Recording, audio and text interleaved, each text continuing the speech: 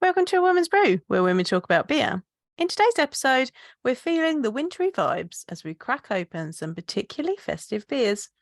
I'm Joanne, and this is Tori. Hello. And we're two beer-loving women on a mission to get more people drinking and talking about great beer. Come join us.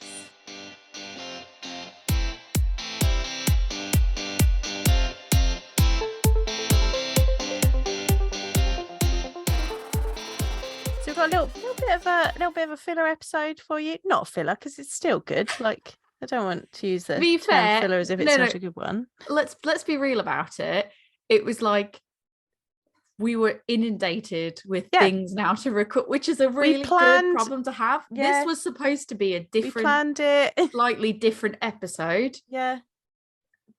And one that's maybe a bit longer and a little bit more oomph to it. And that was planned out. And loads of people wanted to talk to us. And now it's like literally 2 or 3 weeks. Like we are back to back with life and podcast recording from now until the new year. So my beer advent calendar's gone out the window because I literally haven't got. I'm like, oh yeah, I'm supposed to have opened that. I'm a few days behind. I'm like 2 weeks behind now. I would have been, but then like the weekend comes and I'm like, just drink all the beers. It's fine. No, I was out at the weekend. I was out at the weekend, so I didn't get to drink all the beers because I was drinking other beers.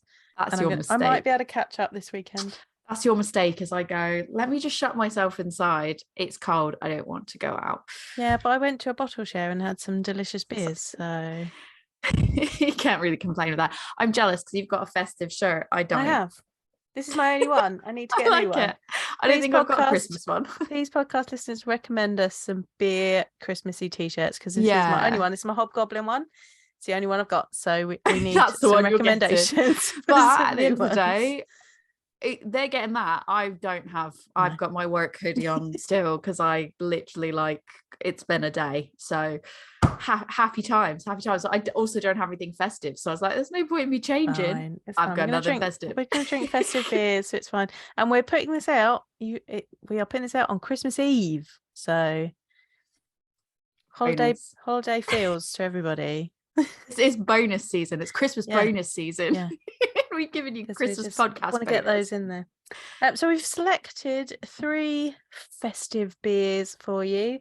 Mainly because we were doing a big order and we were like, should we get those? Yeah, let's do it. Again, it was supposed to be a little, there was more that we've ordered and we've sort of like gone, let's cut it back. Let's bring it to this. Yeah. And yes, this is what we've got. So should we run through what we've got? Yeah. So we're going to start with Cloudwater's Ho Ho Hazelnut. Great name. They put 3 Christmas beers out this year. I'm slightly sad I couldn't get hold of the cranberry and orange one. I quite wanted to drink that one and I couldn't get hold of it. Yeah, but we have a hazelnut brown ale here, which I think will be quite delicious. So that's what we're going to start with. Then we have got Leffe and their Beard Ivor. Yeah, so I was like, oh, cool. Like, you said that so confident that I was like, oh, clearly that's how you say it. And I've just been saying it wrong. Because, like, I don't know why my brain's just like beard diver. Don't know. Anyway, tell us how to say that because, we're crap at doing things like that. But Leffe's Winter beer is what we've got here. That's going to be a nice Belgian one. And obviously, Belgium likes to put out some spicy Christmas beers. So that should be lovely. And our last one is a little 330ml can of Lervig's Julebock. It's an adorable little can. Yeah. And I really like the artwork on it. I'm excited to try this one, actually. I feel like Christmas lager. Every year Lervig does like quite a few. Like one of their Christmas ones is always, I think they're the ones that do Driving Home for Christmas, which is the alcohol-free one. And actually I had it last year and because I was just curious of like what it would be like. And it was one of the only alcohol-free beers that I've been like, actually, this is quite good and quite flavorful. Like it was and interesting. Like it was really good. So I recommend their Driving Home for Christmas low ABV. So I'm interested to try this one, to be honest. So I've now Googled how to say that beer. Thank you. I still cannot say it. Like it doesn't matter. I could listen to it a million times. My brain knows how to say it, but it's still going to come out wrong. It's like Iver. Beard Iver. Iver. Diver. Once you put the D on the front of it, it's like Diver. But I can't. It doesn't matter. I cannot say it. So, it's fine. I'm sure it's going to be a delicious beer. I know how it should be said. That's what counts. Right, so we crack open this Cloudwater one. Yes, let us. Ho Ho Hazelnut Christmas Brown Ale.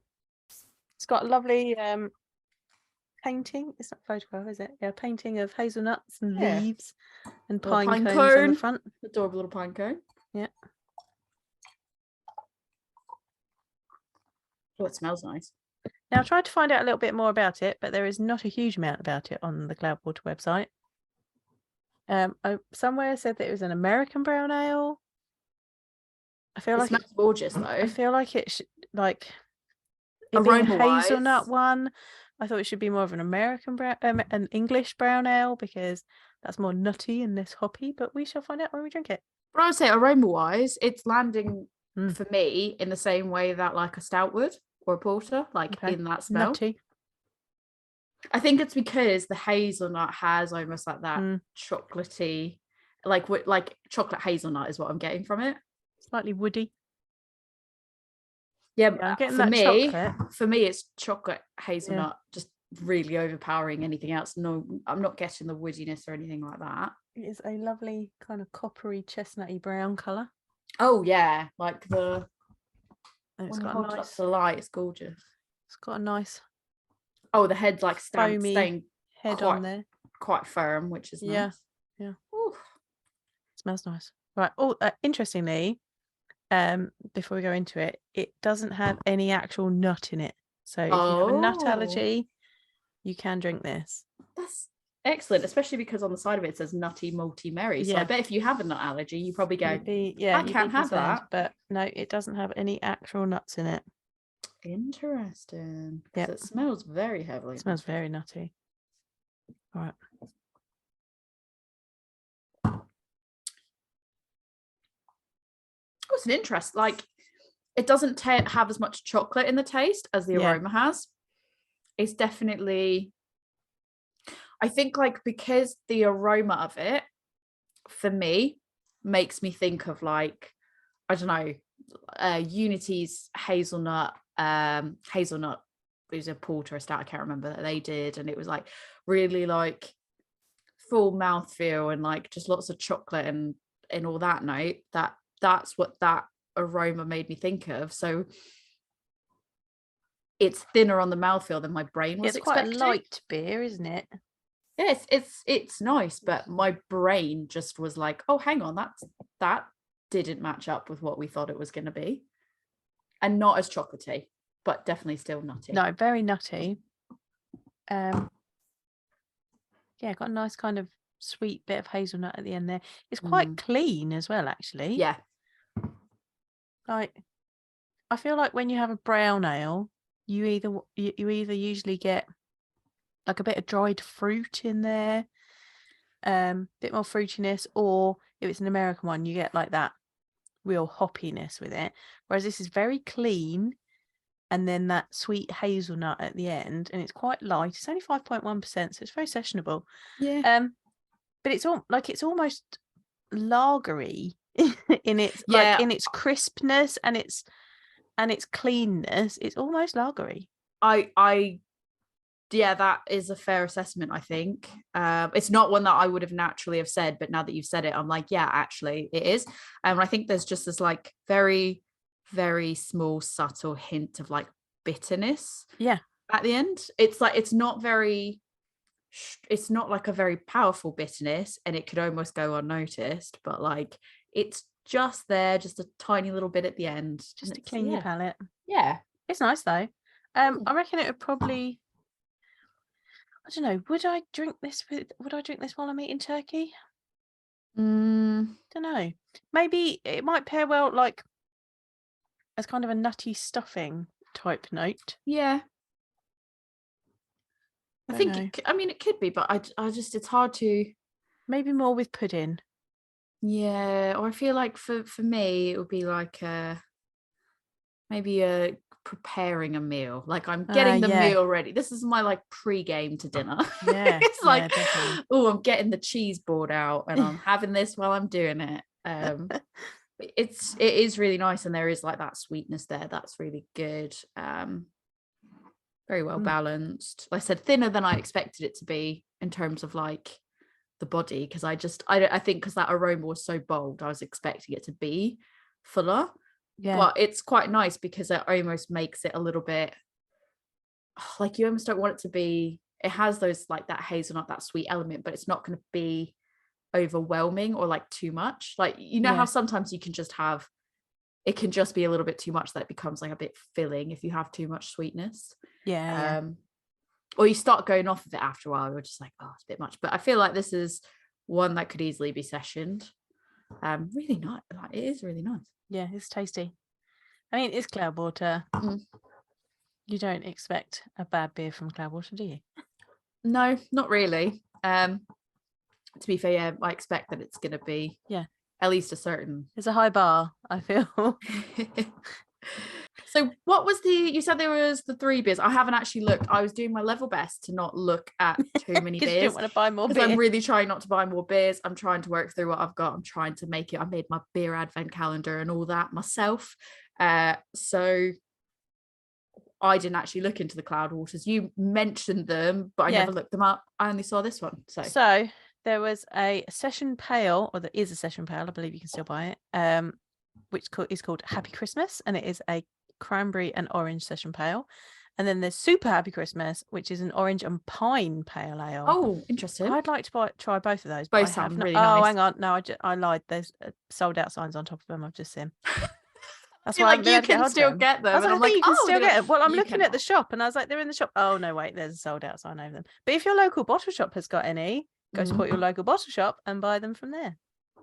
Yeah. Or if your local bottle shop doesn't have it, but you can find them on another independent bottle shop that will ship to you, go and support them. Support somebody and go try it, because and this sound really, really nice. And this hazelnut one is lovely. Christmas vibes. Yeah, this is really nice, and I feel like you almost gets almost a little like that nuttiness, just really, and the chocolatey like element to that in the aroma just really starts getting picked up more and more the more like sips of it you have, and it's just it's just really nice, sessionable and fab. Love it.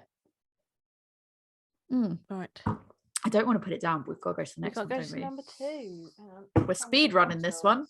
It's a bottle. So I've got my Women's Brew podcast. This was our Christmas presents from last year. It was. I've got my napkin ready just in case of the spillage in the village. Every bottle now, I have a massive fucking panic meltdown that I'm like, shit, it's gonna be the one. So this is Leffe's winter beer. Here we go. Let's crack this bad boy open. Winter warmer. Here we go. Ooh, so I think village, happy days. So I think British beers are referred to as winter warmers, but Belgian beers are actually just winter beers or Christmas beers. Oh, well, then that might be conflicting information I found on the internet, because when I was looking up, because I genuinely looked up like, what is the beer diver? Yeah. Diver. Yeah. That word that I know how it is, but I cannot pronounce it. And it did come up on like a few websites saying like a few just said winter ale and then a few said winter warmer, just overall. So well, I have some information about winter beers. Enlighten. So winter beers in Belgium originated during the Second World War because breweries decided to compete with the popular Scotch ales that British soldiers had brought over when they were stationed there. And so these beers were usually dark and malty, higher in alcohol, and often quite sweet, and sometimes heavily spiced. So that's Scotch ales, but also winter warmers from the UK are usually a darker beer that is might have spices in it. But they seem to be referring to these in Belgium as winter beers. And in fact, Chimay Bleu began life as Chimay Beer de Noël in 1948, and then became Chimay Bleu as a year-round offering in 1954. So I thought that was interesting. Ooh. Yeah, I was like, when I was looking up all the different styles, I basically came across this. There was actually quite a good article that I quickly read through from Paste magazine that had like all the different like Christmas styles and stuff, and they said like France it was Bière de Noël, and then Scandinavia is a Yule or a Yule. There's two, so there's Yule and they said or Juleol, so I'm guessing that's Yule. Don't know, but Yule was obviously the one that was like most commonly referred to. And then that it was just basically like Yuletide lagers is what's come up. Is like a lot of them were Yuletide lagers, and I thought that's fun. Yuletide lagers. This is quite an interesting taste. I've had a sip of it already. I cheated. It's got that lovely dried fruits smell that you expect from Belgian beer.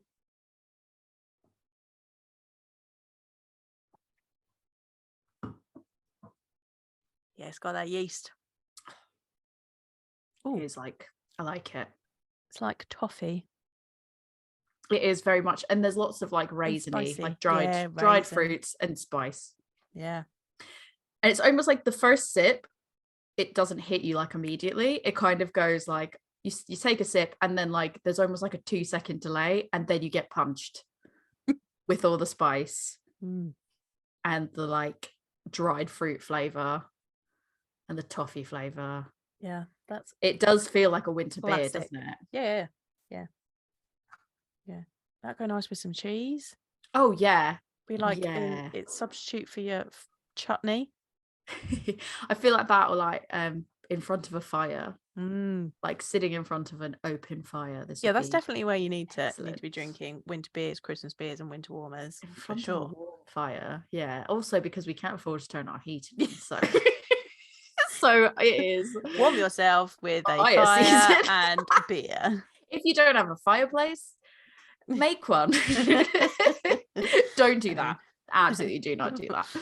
And then that article was also talking about Christmas beers being served to farmsteads or on farmsteads to hired hands and in English workhouses to the destitute. I was like, that feels like really Victorian. Grim. Yeah, I was like, that feels very grim, very Victorian. Like we're going into Christmas Carol moments here. Yeah, that's like the vibe as I was reading through this. I was like, don't know how to feel about that. Like grim, but it was it's quite an interesting little article to read, to be honest. I'm digging this beer. It's nice. I mean, who owns Leffe now? Are they InBev? I don't know. That is a good question. Let's Google that, because I think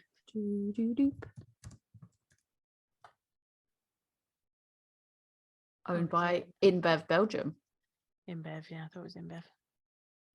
That doesn't matter.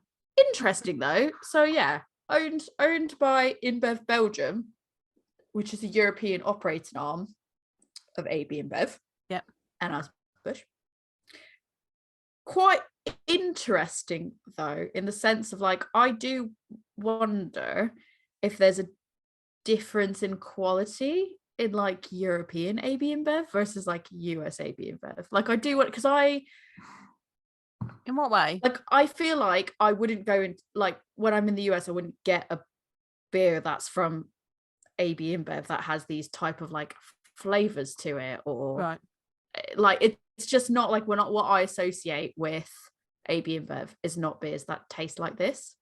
Well, I suppose they've swallowed up various different breweries, haven't they? True. And taken on those brewing techniques.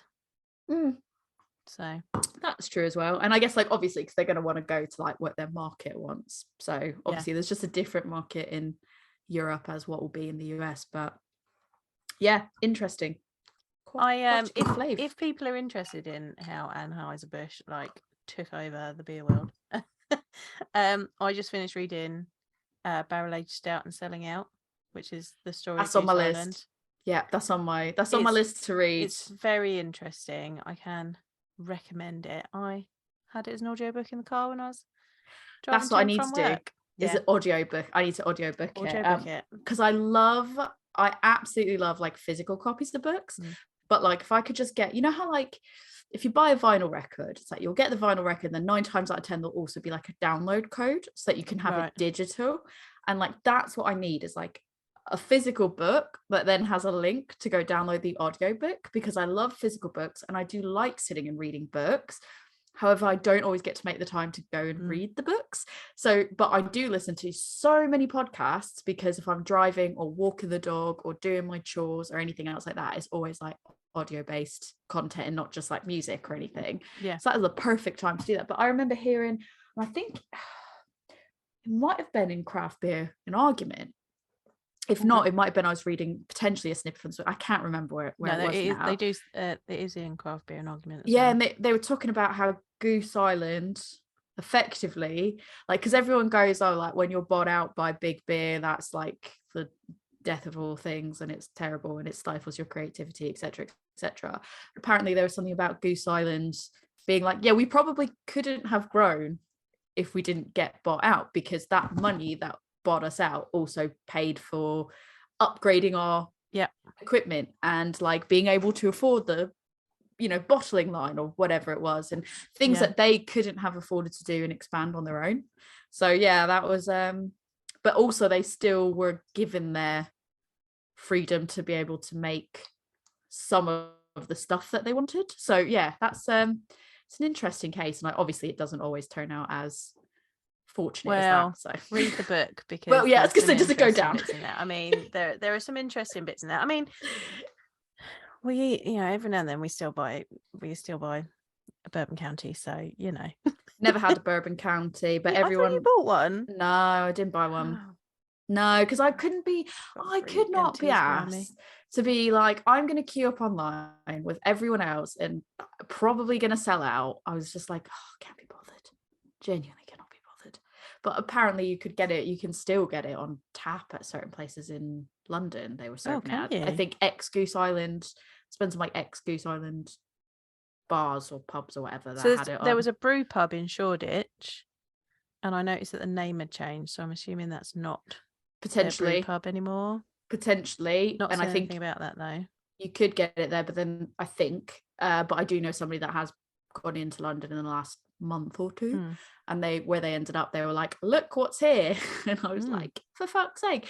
They didn't go in knowing that was there. They were just like, oh wow, look what I found at the pub. So I'd have liked to have some of the variants that they get in the US. I always get very jealous when our friend Doug posts about the ones that or you see on Reddit got. Like I've seen a bunch of them on Reddit as well, like people post in the craft beer page, or a barley wine one, like super aged one that is always like people, somebody posted in Reddit on the craft beer sub the other day being like, what is this and why does it cost this much money? And it was just quite an expensive one, because I think it was one of their like quite like aged ones, like particularly a particular way.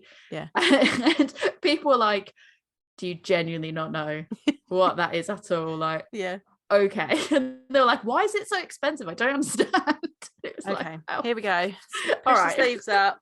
Let's give you the lowdown. Yeah, it's bad enough when there's no like anonymity, but on Reddit where there's loads of anonymity, like all gloves were off. Like I was like, brutal. No need for that. That's gatekeeping. You can be like, okay, I get it. Okay, so you're new, so let's talk you through the basics here. But then also you think maybe a Google would potentially tell you a little bit, but that's neither here nor there. But book recommendation: if you get, you know, an Amazon voucher for Christmas, Barrel Aged Stout selling out. Interesting. Give it a read. Or also Craft Beer and Argument. Yeah, I still haven't finished that, and that is strictly because I haven't been able to sit down and actually properly read it. And to be honest, I'm not gonna lie, I think if I had the audiobook, I'd make it through quicker, because it's very interesting. It's written very well. It's nothing to do with how it's written or the content or anything else like that. I think my problem strictly is I'm surrounded by beer a lot of the time, that when I'm not at my day job and I'm not doing podcast or beer stuff or festivals or like that kind of stuff, and I sit down to read, sitting down and reading about beer, sometimes my brain's like, I think maybe you should just have a break and read something else. Because I have a lot of books, not just beer books. And I'm like thinking to myself, like, you could read this one though as well. I was reading. I did have one in the car as I was going to and from work. And I was like, okay, next book needs to be something non-beer. I just need a break sometimes. Like you never think that you're going to say that, but like sometimes you are just like. I used to listen to loads of like beer podcasts as well, and I just felt like it was nothing wrong with the podcast. Yeah. It was just I had to cut down listening to it because I was like, variety in life. I need something. Like, it was the same thing. I used to listen to so much true crime, and then it got to a point and I was like listening to true crime and then watching true crime TV shows, and then I was like, I basically am a detective. Like, someone's murdered, hit me on the case. Like, someone's missing. I've got this. Like, let's trace our way through like what could happen to them. I'm basically a detective. So after a while, I was kind of like, maybe I need to like change it up, and then I changed it to the beer podcast. But then I started helping out at festivals and doing more of that, and I'm like, let's cut that one back now. Let's just go back to stand-up comedy, feel good, like people making stupid jokes.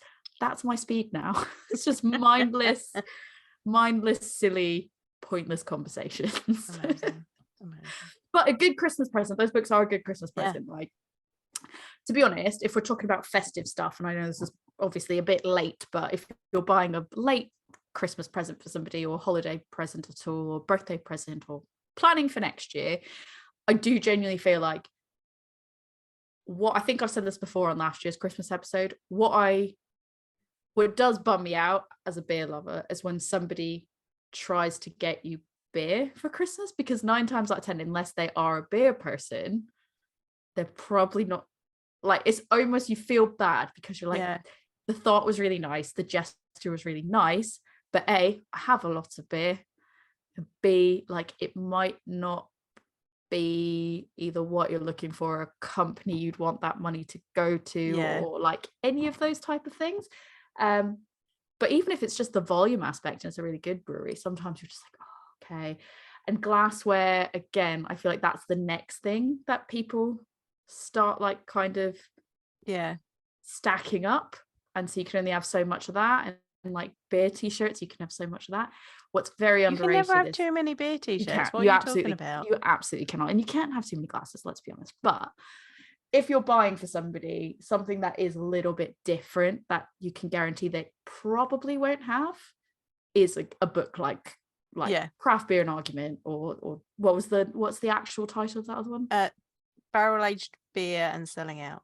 Yeah, like a book like that is going to appeal to someone, especially if they like reading, specifically if they like reading, and it's a little bit different than the standard bought you a beer in a glass, which is, it's nice thought, good intentions, but it's something a little bit different that they probably won't have.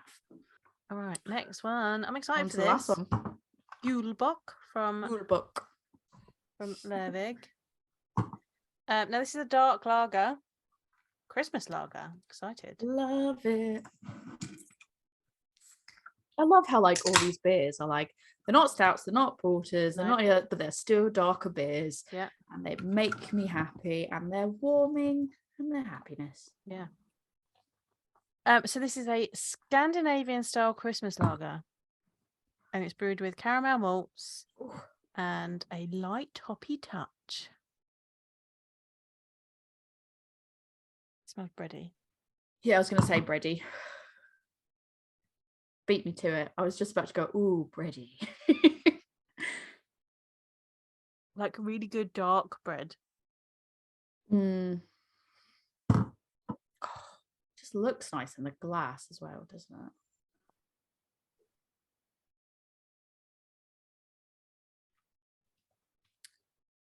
it? So Moorish. Oh, it doesn't have like a right to be that good. Yeah, it doesn't have a right to be that good and enjoyable. Get out. Ooh, there's a little bit of in the aftertaste.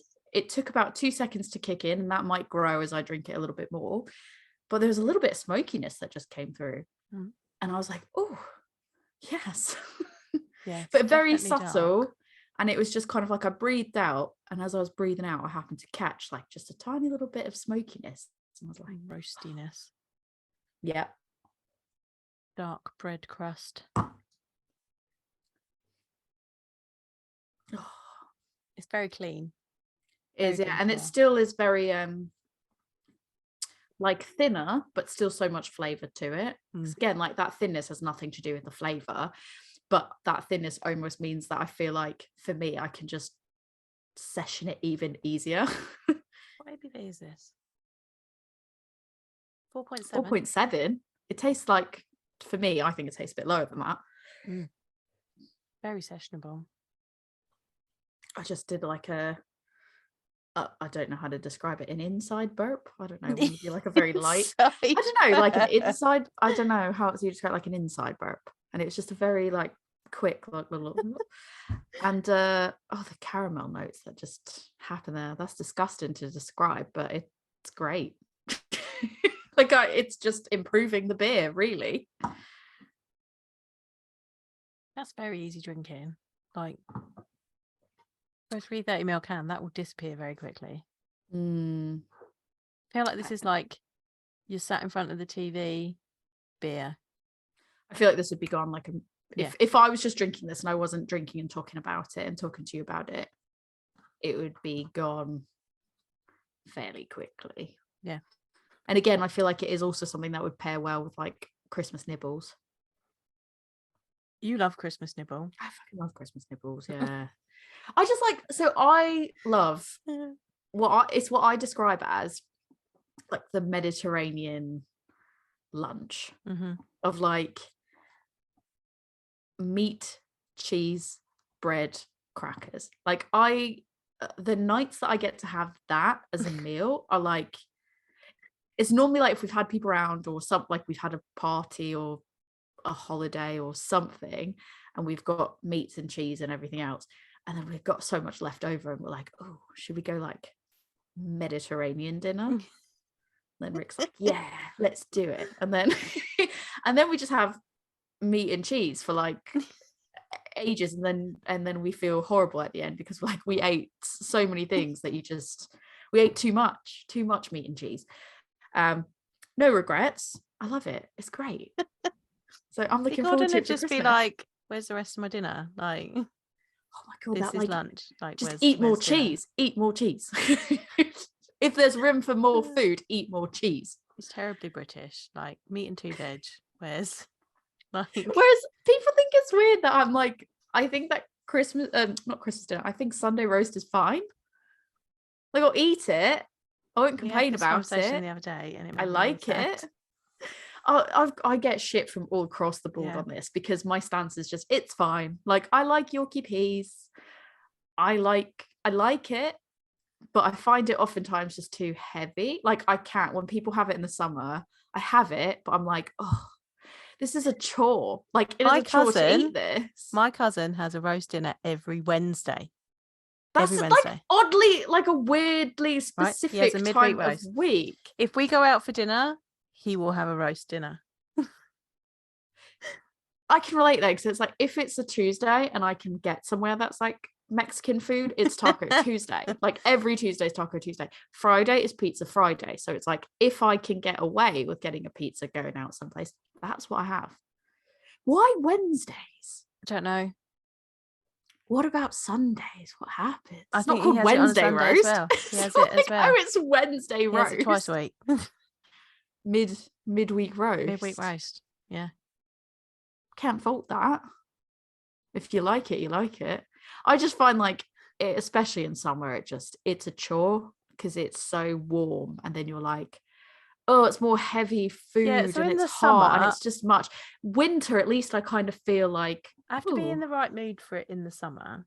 But Gordon would have food with gravy every day. I was going to say I have to be in the right mood for it as well, but that's never. Like never. No, see, I do. Like, yeah, I do. Like, I could have one on a Sunday and be all right in the summer, but not all the time. Like, I want like lighter things in the summer because it's warm. My husband will just have he'd have food with gravy every day. I couldn't, because I'd be like, it's too warm. I cannot have. I know. There are times where I've just been like, no, I'm not cooking that. And even then, like, I love pie and mash and gravy.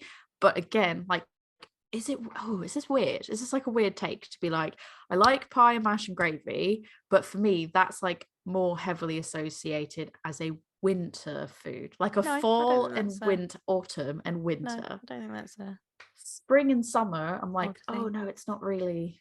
Maybe a bit of spring, because if it's slightly cold and rainy, I find if it's like dark and rainy and a bit like meh, it's a mood. Like, then I can do pie and mash and gravy and roast dinner and that kind of stuff. Yeah. If it's nice out, I'm like, bring out the cheese. I mean, I'm always like, bring out the cheese. You're always bring out the cheese. Like, that's always not bring out the cheese. I need this to be known. You told me about Morrison's doing a, what was it, like, cheese? Cheddar and ale. Cheddar and ale. Yeah, cheddar and cheese. Ale. What's it called? Truckle. I learned the new word and then I forgot the new word, so I didn't know how to say it. So I just basically at work today, they went to go get their chicken boxes, and I was like, I only be sad. I'm gonna eat the lunch that I brought. I'm not gonna have a chicken box. Soz. And I was like, but you're going to Morrison's. Can you do me a favor? And then I forgot the word, so I went, you know, the cheese that's in a wax cheese, and they were like, wax cheese, and I was like, wax cheese. Can you find me one of those? But it's got beer in it. And they were like, what do you mean? And I was like, it's cheddar and beer of some sort. I couldn't remember, and I just went, cheddar and beer of some sort. That's what I need, and it's in a wax. No, and I sent, and they were like, so I sent the two youngies, the two youngest people went, and they go back, and he went, sorry, I couldn't find your posh cheese. And I went, oh, thanks. Your posh cheese. Yeah, I was like, sorry, I couldn't find your find your posh cheese. I checked the whole cheese section. No, it's because it's on the end with the Christmas party bits. I'll just have to go myself. But I was like, thank you.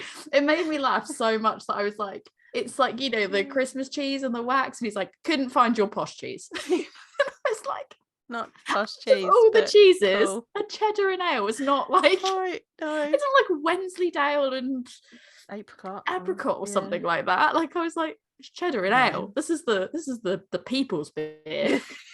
That's for proper Plowman's, that is. Yeah, he's like, I can find your posh cheese. I was like, amazing. Thank you for checking. I appreciate it. Amazing. So yeah, I'm still on a mission for that. But I feel like that would probably go well with some of these. Crackers. I think so. Well, there you have it, listeners. Little bonus episode for you. Wasn't the most informative today, but we had fun. Christmas beers in it, just to whet your appetite for Christmas. Tori, if people want to talk to you about posh cheese, where can they get hold of you? How obviously I'm super posh with my cheese selection, or if you want to actually correct me on my thinking about winter food versus summer food, because this is a hot take, because Rick doesn't understand it. He thinks I'm a bit weird, so please come and talk to me about that. We'll come to Rick's just like, I don't understand. It's never too hot for a food or too cold for a food. Just you eat a food if you want to eat it. So I'm like, nah, it's too he doesn't understand when I say something's too heavy. He's like, I don't understand, it's food. So if you understand what I'm talking about, or you don't, and it really does not make sense, come and talk to me. Instagram, adventures_in_optimism, or on Gmail at adventuresinoptimism@gmail.com, or you can write it into the podcast at awomansbrewpodcast@gmail.com, or you can send it to us on Instagram as a unit. You can talk to us both as a unit on A Woman's Brew on Instagram. One of us will get back to you. One of us will get back to you. Depends on who's quicker to the draw. It could be either of us these days. We don't know. Joe, if people want to talk to you about how, like, want more info on a midweek roast, I'm not the person to ask about a midweek roast, because midweek is brownie night, and there is no way I'm cooking a roast after I've been to brownies. But fresh, like a properly made roast as well, not even just like a ping pong in the oven thing. No. Oh, proper roast. If you would like to talk to me, I am. You have additional questions. I'm at my beer school. Probably won't be able to answer them. I'll just tell you that my cousin is weird. And interestingly, my other cousin, his sister, has decided that her daughter, who is 3, is very much like him, and she's slightly upset. You were gonna say she's also weird. It's like, oh.